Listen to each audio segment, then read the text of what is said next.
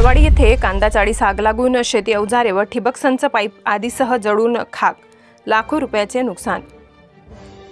कन्नड तालुक्यातील कोळवाडी येथील शेतकरी भास्कर नामदेव साळुंके, ज्ञानेश्वर साळुंके यांच्या शेतातील गट नंबर 550 मधील कांदा चाळीस दिनांक 23 रोजी रात्री अचानक आग लागली। आगीमध्ये कांदा 300 क्विंटल, 100 खत गोणी, PVC पाईप 50, स्पिकलरचा सट ठिबक बंडल, 1 एकरचे सागवानी चौकटी 4 अशा वस्तू शेती साहित्य जळून खाक झाले असून या शेतकऱ्यांचे मोठे नुकसान झाले आहे। या घटनेचा पंचनामा श्री घटे तलाठी यांनी पंचनामा केला असून या शेतकऱ्यांना शासनाने नुकसान भरपाई देण्यात यावी अशी मागणी शिंदेगट शिवसेनेचे जेहूर संख्याल प्रमुख आप्पासाहेब पवार यांनी केली आहे। S9 TV प्रतिनिधी सोमनाथ पवार, कन्नड, संभाजीनगर।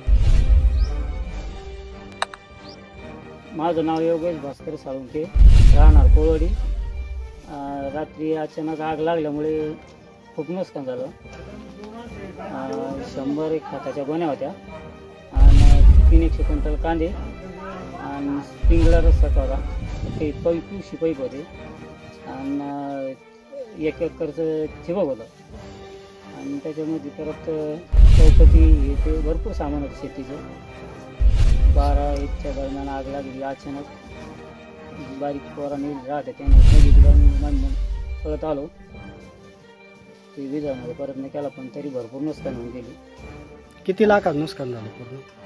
जवळपास 5-6 लाखाचं नुकसान झालेलं असं आणि ढोराचं पण चारा भरपूर होतं, भूसन ते आता ढोरांना टाकायला काही नाही राहिलं।